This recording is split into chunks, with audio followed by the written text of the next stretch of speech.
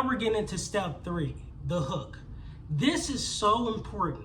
This is important, and even though the thumbnail and the title is super important, we've got to talk about this because a lot of people think just because they make a great title and a thumbnail that they don't have to worry about the video. And in some cases, that's true. Some niches are really underserved, but especially if you're in a market that has some saturation on these social platforms, you're gonna have to step up your game. So these are things that I would focus on in the hook. Now here's an intro of a hook that I created. These are hooks I usually don't create. I used to just record videos and slap them up on YouTube and wondered why I was getting like 0 views. This is important because when someone clicks on your video, YouTube grows channels based on, like I said before, CTR and AVD, average view duration, which contributes to watch time, which overall on your channel, if you hit a certain amount of watch time hours, pushes your video into recommendation engines and pushes all your other videos, which can really snowball your channel into infinite growth. But you gotta know the techniques to be able to do this. Now, let's talk about why it's so important to get that first 20 seconds right. If you look at my intro, I talked about what we're going to do. I talked about also what the subject matter of the video is.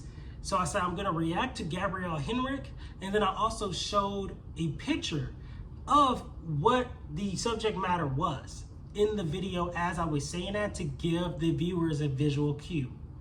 This is really important because you really want to focus on retention in the first 20 seconds. If you don't do anything else, Creator Faction family, do this for me. Focus on the first 20 seconds. I promise your videos will perform way better, even if the rest is boring. Okay? Because you get them hooked in.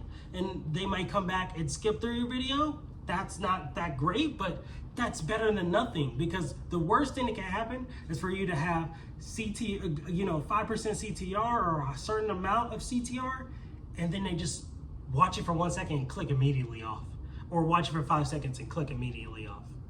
Now, once you hook them in at 20 seconds, you do need to get straight to the subject matter. You don't want to wait around, but to focus on the hook, you really need to add things like visual cues. You need to immediately talk about what's going on. Maybe even show foreshadowing later in the video. Foreshadowing is very important when you're creating a hook. Sometimes that's even better than just the hook being some extra information.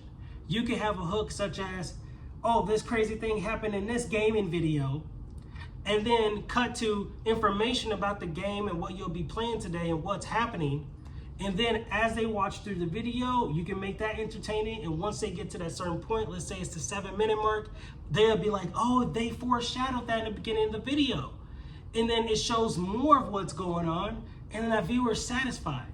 You want to get into viewer satisfaction where there's some sort of payoff. And that's where foreshadowing is really important when it comes to hooking and retention. Now that you know how to make a hook, you can do this for pretty much any format. For my Notion creators that are probably looking at this, course, what I would do honestly when it comes to you guys types of hooks is start the hook off with, yay, we did it. Like you accomplished something in the video that has something to do with Notion. And then what I would do is cut straight to the meat and fat of what you're gonna do, and show that in a way that is not completely boring. Of course, the nature of the content is very techy and very, information based, but at least you could have a hook that reels them in to this accomplishment you made.